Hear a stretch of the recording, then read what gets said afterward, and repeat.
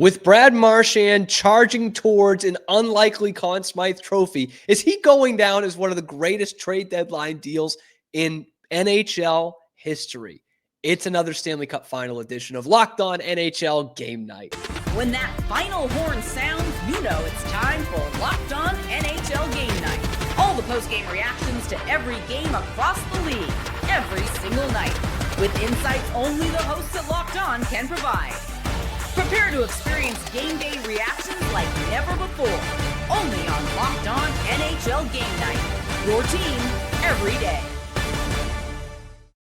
Hello, hockey fans, and welcome to another edition of Locked On NHL Game Night. I'm Cam Stewart, a Bruins fan, sad Bruins fan, originally from the East Coast, now living on the Third Coast. We've got Eddie Garcia of Locked On LA Kings, a Kings fan from the West Coast, keeping you covered from coast to coast and everything that goes on in the Stanley Cup playoffs and dwindling down to potentially the last game of the NHL season as the Panthers take the 3-2 series lead. And we've got the storylines for you. Brad Marchand, another multi-goal game. Is he a serious Conn Smythe candidate right now? And is he going to steal that from Sam Bennett? We'll talk about the unbelievable playoff he's had and what a great deal that looks like for the Panthers. Now, we'll talk about what's gone wrong with Edmonton. Have they just gone too soft in this series? Is it as simple as that? And because of that, can the Panthers finish this thing up on Tuesday night in Game 6? All that and more coming up on this episode of Locked On NHL Game Night.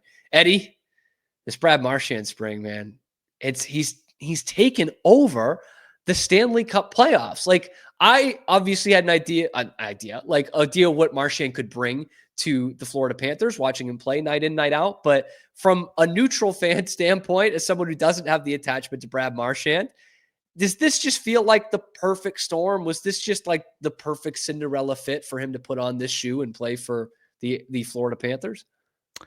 It's funny, you know, I'm both surprised and not surprised. I'm surprised in a sense that, you know, it's easy to not remember at this point, but when the Florida Panthers got Brad Marchand, he was hurt.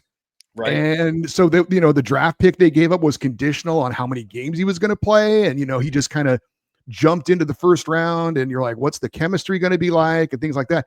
I mean, at this point, you're like, it looks like he's been there all season.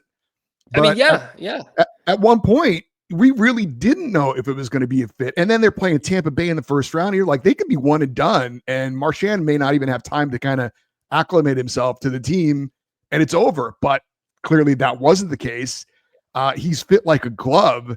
And I think so many things I'm impressed with him, but I think the most impressive thing for me is this is a veteran guy who's got clout. He's won big games. He's won cups. And he goes to Florida and he's like, put me wherever you want and I'll do whatever you want. You know what I mean? And there's some other players around the league that have that same clout that he has that might not be that willing to do that. You know, they might want to say without saying, yeah, I'm a top line player or I'm a top 6 player, but to put him on that third line and for that third line to be so good for Florida, that was one of the key things I thought going into this series that certainly was going to favor the Panthers. We certainly saw it front and center in game number 5. That third line was great. And of course, Marchand led the way.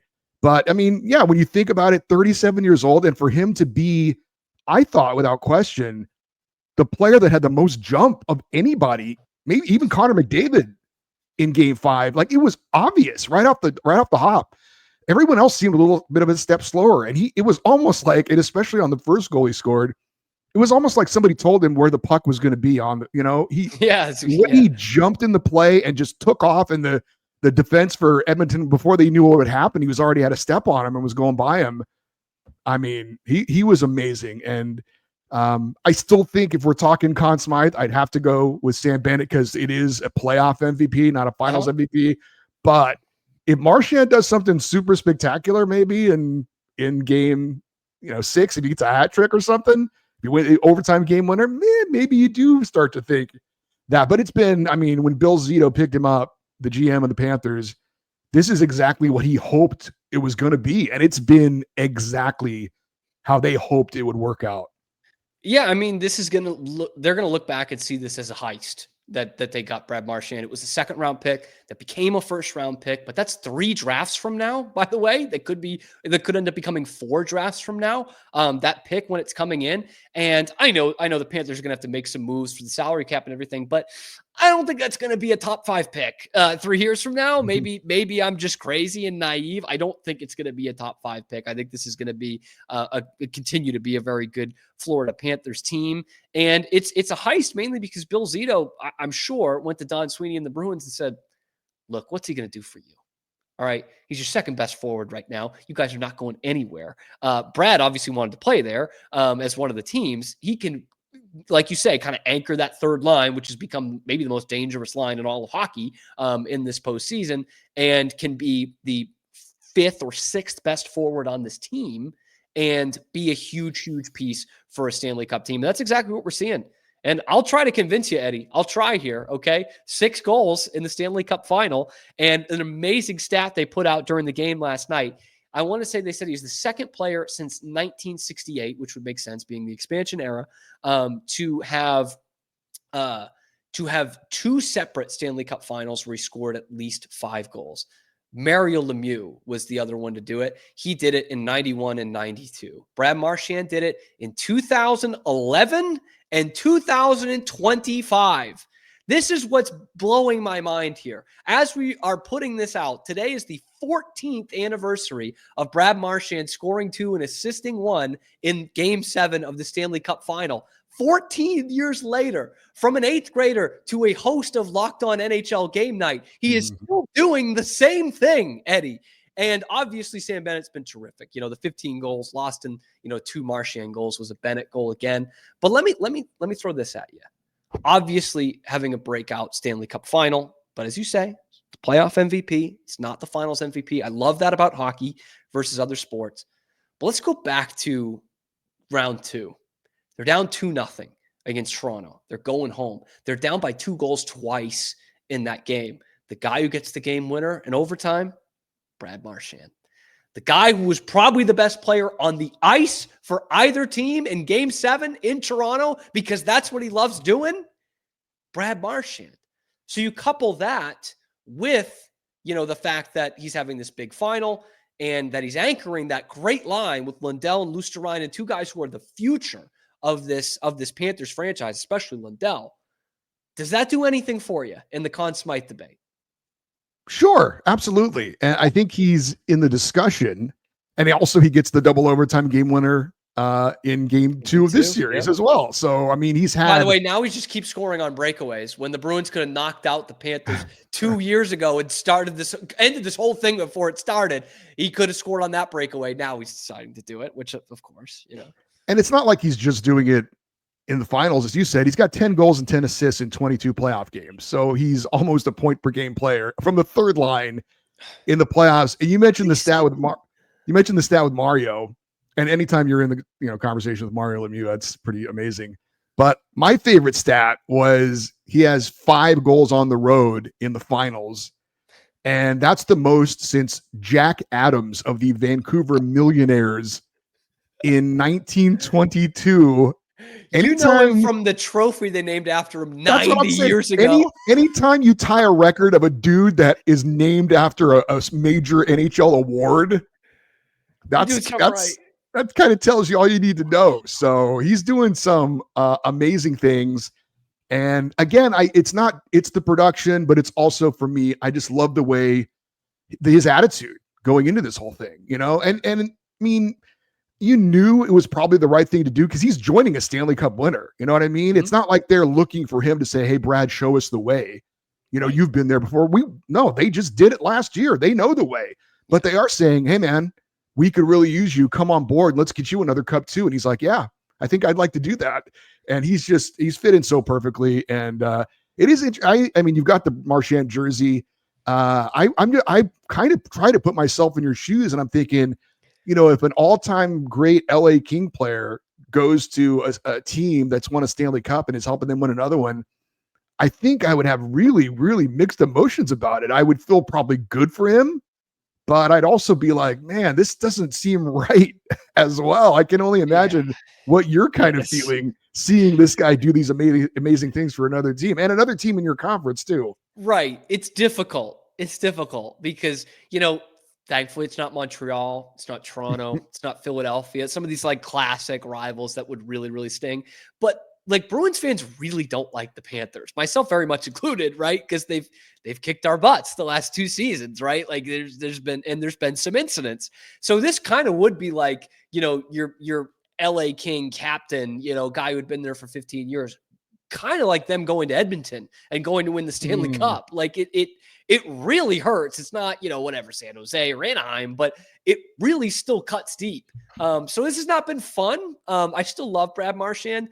And what I kind of get a kick out of, Eddie, out of this whole thing is, and this will lead in my last question because we're kind of going over time talking about Marchand, but he played for the Bruins for so long and was not very likable. And the Bruins are not a very likable franchise around the league, right? He goes to Florida. They're not a very likable franchise around this league right now. And yet, Brad Marchand, it feels like he is as likable as he's ever been across the NHL and its fans. Would you agree with that? That's really interesting you say that, because I thought, is it just me? Because I'm even kind of liking and rooting for Brad Marchand. And I never hated him because I have no reason to, right? Being a West Coast guy and they're the Bruins over there. There have been times when I've shook my head at things he's done, licking somebody or whatever, that kind of thing. Or biting or whatever it was. I can't remember now. Maybe it was licking, right? It was licking. Anyway. But no, I agree. I think he's, again, the way he's kind of handled this whole thing, just like, hey man, I'm just here to jump on board and do what I can do and be very kind of selfless. And then, I mean, if you're a hockey fan, I don't know how you don't jump off your couch at that move he made around Jake Wallman to score that second goal. I mean, you're like, that is just entertaining and fun. And no, it's been great. I agree with you. And I was funny. I was wondering if it was just me, but yeah, he is kind of coming off as a bit likable. It's weird. And that just means 2 fan bases don't hate him. So definitely that is more likable than before. But yeah, I mean, what he's doing in this series, last thought, is like all these road goals. Like, don't take this as a direct comparison, but he's doing the things we love in sports. Like he's doing Michael Jordan, Kobe Bryant type stuff, right? Of silencing crowds on the road in the biggest games, rolling back the clock. He's the crowd silencer, man. And you said like he's going through guys, he's leaving them for dead, he's scoring goal. Like it's obviously there's a pep in his step. He's playing for a team that could really compete for the Stanley Cup, which he did not have for the Bruins this year. And yeah, he's become a pretty likable guy. But can he seal the Conn Smythe if Florida wins this? Let us know down in the comments below. Who's your pick? Like, subscribe, find us on YouTube, of course, and wherever you find your podcasts as well. Coming up next, okay, what's gone wrong with Edmonton? Are the Oilers just soft? Let's talk about that next on Locked On NHL Game Night.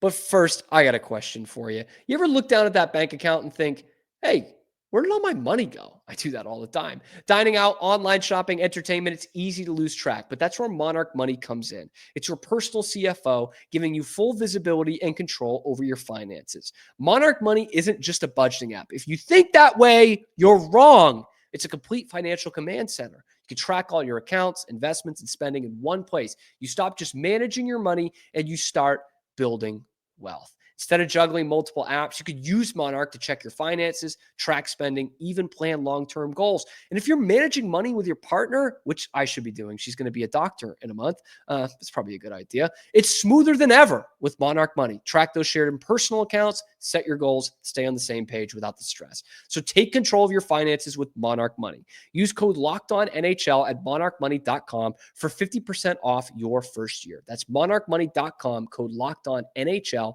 for half off your first year. Back here on Locked On NHL Game Night, alongside Eddie Garcia, I'm Cam Stewart. 3-2 series lead for Florida, going back down to Sunrise with a chance to win the Stanley Cup for the second year in a row.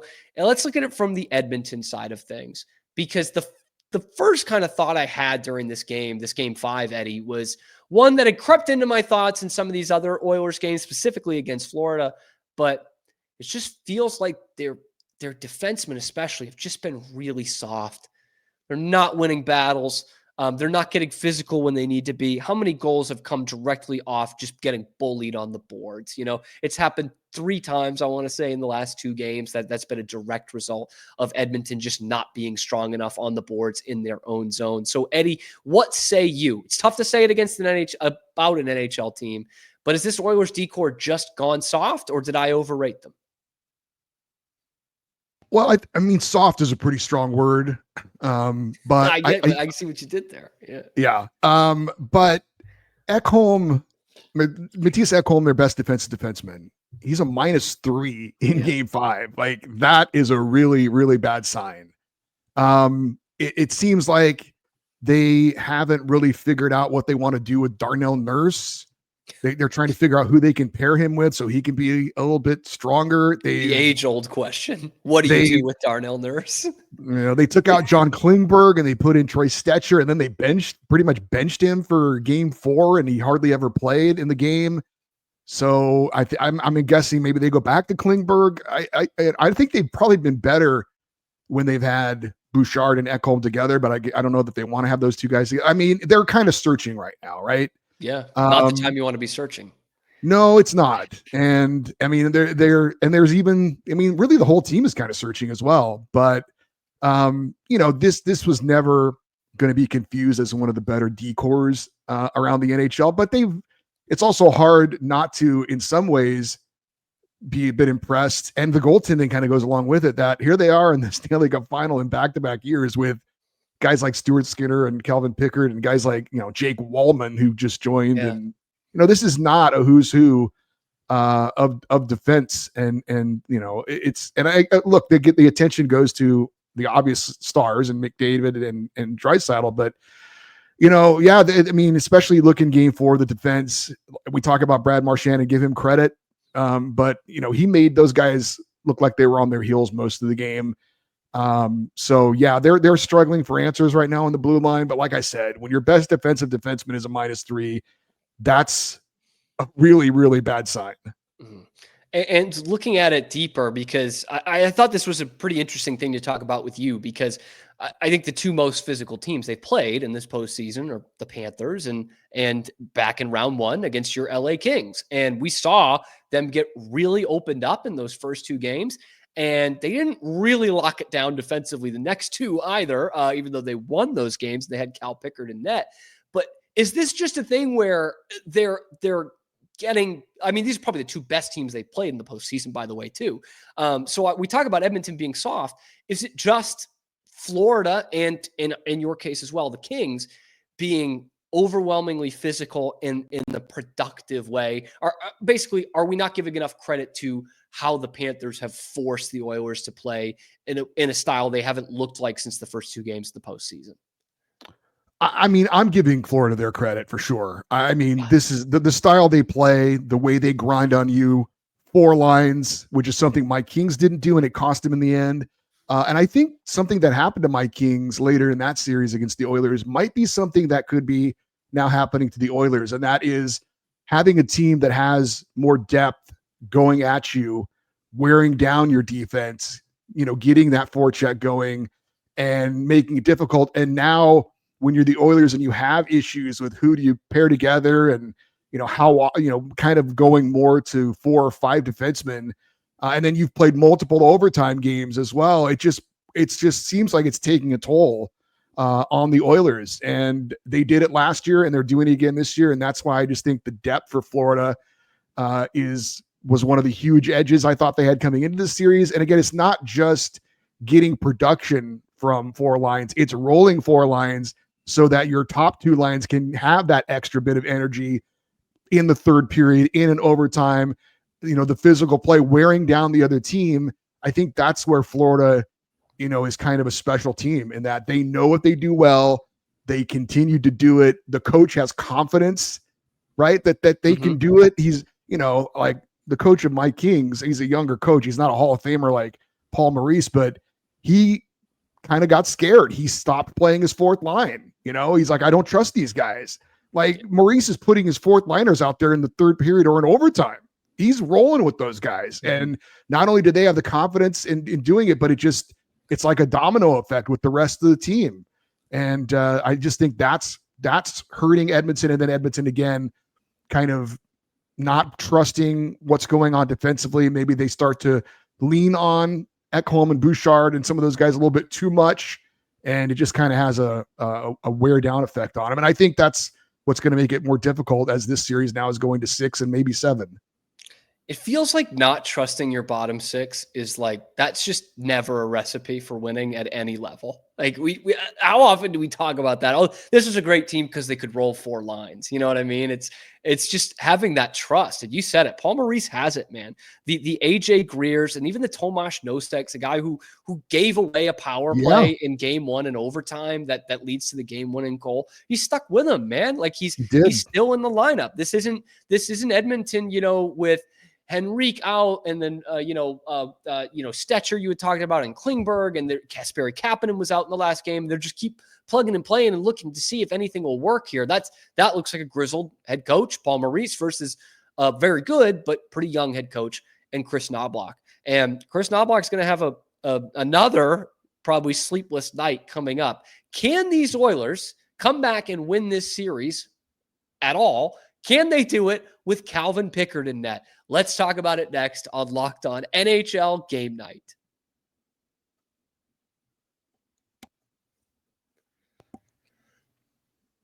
Third period, Locked On NHL Game Night. I'm Cam Stewart, Eddie Garcia joining in. So, Eddie, let me just start with that simple question before we talk about what's on deck for the Panthers. Can the Oilers turn this around, and can they do it with Calvin Pickard in net? I don't think actually they're going to have Calvin Pickard in net. I think they're going back to Stuart Skinner. Yeah. I do. I think they're going to go back to Skinner in game 6. I mean, it's not a great situation. Oilers fans will tell you, they thought that should have been addressed going, in the trade deadline, pick up some other kind of a goalie, maybe help him out. But I mean, look, Calvin Pickard was 7-0. This was his first loss in game number 5. So it's hard to think that any other goalie was going to be better than that. Stu Skinner is a guy, though, that, you're not going to win because of him, but you can win with him. He's just got to make sure he stops the shots he's supposed to. There's no margin for error with him about letting in any soft goals. And that's obviously a tough situation to be in if you're a goaltender. But I think they're going to go back to Skinner. He has shown at times he can be pretty mentally tough. He's bounced back a few times. I mean, he got benched after the first 2 games in LA. Only reason he got back in was because of injury, but he did respond, had a couple of shutouts against Vegas. So, I'm not a huge Stuart Skinner fan. I don't have a ton of confidence in him, but I think he is the better option going into game number 6.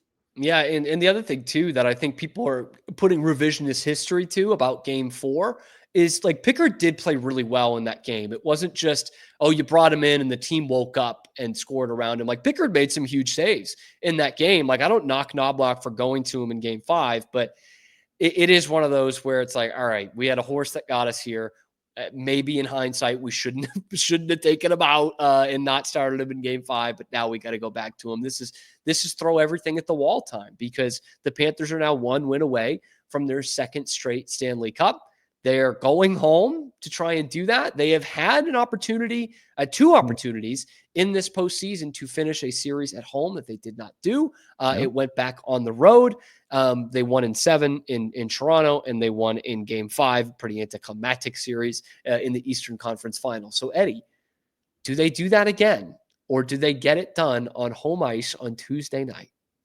Well, you know what? The first thing I want to say is that if they don't get it done in game 6, I don't think they have any problem with saying, okay, we'll go win it in Edmonton. I really don't. That's a great point, because not only was that my prediction going into this series, I literally said Panthers in 7, and they'll probably lose game 6 and get there because they're not. But it does bring up a great point that I heard the other day, between game 4 and game 5 was, boy, like what a comeback by the Oilers. This has got to be crushing the Florida. They had it and then they lost it. They sent it to overtime and still lose. And is that going to ruin them? And I said on the radio, I said, For 30 or 31 other teams, it probably would. Like that would be a real killer, going up to one of the best buildings in the league on the road. But Florida is not that team. They're not that team. This is as mentally tough a team as we've seen in a while, right? I said the exact same thing. I said there's no way that even that, you're right, that could be a devastating loss for a lot of other teams. Lose a 3-goal lead in the first period and lose the game. But not for these guys. I had no doubt that they would win at least one more game in the playoffs. I said I would be shocked if that loss totally devastated them. They lost confidence and that was the series. I just didn't see that happening. Obviously, that wasn't the case. But I will say this for the Oilers. They did win 3 in a row last year. They got to win 2 in a row now to win the cup. I don't think it's impossible. But like I said, even though the Panthers have not been great at home this postseason, where they've been amazing on the road, 10 wins on the road now, which is, I think, tied an NHL record. Mm-hmm. But it's the finals. You know what I mean? I think their focus, like winning Game 7 last year, it was like, okay, we've lost 3 in a row. If we lose this, we've now lost 2 Stanley Cups in a row. And suddenly the narrative is we can't win the big one and we're a bunch of chokers. Right. They win Game 7, and that's completely gone now. And so now you have the confidence that this is the type of team, when they got a chance to close it out in this kind of moment, I think they do it. But if they don't, I really think they can go and win Game 7 on the road as well. And the talk in that locker room is going to be, with the Panthers of, it's easier than last year, right? Like we were going into a Game 7 that we couldn't lose. Like it was going to be the worst choke in the history of NHL, NHL hockey. And they said, you know what, this we're actually riding something. And what's interesting is I think back to a story about the 2011 Bruins, if I could bring them up for the last time in this podcast. Andrew Ferentz had been on the 2004 Calgary Flames team that lost the last 2 games of the series against Tampa. They had a chance to win it at home in Game 6. They didn't do it. And he said, when Vancouver had a chance to win in Game 6 in Boston, he said, look, guys, if we get this, like that really, really debilitates a team when you have a chance to win the Stanley Cup in one night and you don't do it. It's very tough to bounce back. Now, of course, we just talked about how great the bounce back Panthers are. And what the kind of ironic thing is, someone in this series is very familiar with that story. He just happens to play for the Panthers, Brad Marchand, and not play for the Oilers. But maybe that's the chatter around them of like, hey, if we get this tonight and bring it back home, that's hugely debilitating to a team. Maybe we've got him where we want him. But man, I think I'm kind of with you, Eddie, in your initial thought of like, they could lose this game and very well go back on the road and win Game 7. In fact, I wouldn't be stunned at all if that happens. But we will have the breakdown after Game 6. We'll also have a full preview of Game 6 of the Stanley Cup Final on tomorrow's edition of Locked On NHL Game Night. Thank you guys for making it part of your daily routine and sticking with us after every game and even the days in between now. The show's going so well, Eddie. They said, keep pumping out some more. In between games, we have got to cover this wall to wall. You will hear from the local experts and the guys like us, Cam Stewart, Eddie Garcia. Like and subscribe. It helps out the channel a ton. We have skyrocketed in the subscription since we started this, so let's keep that thing going. Let me know who you think is going to win in the comments below. Does Florida get it done in Game 6 for the second year in a row, winning the cup? Not obviously, it was Game 7 last year. Or do we send it back to Edmonton for a full 7-game series for the second straight year? Let me know in the comments below. Like, subscribe. Thank you, and we will see you tomorrow on Locked On NHL Game Night.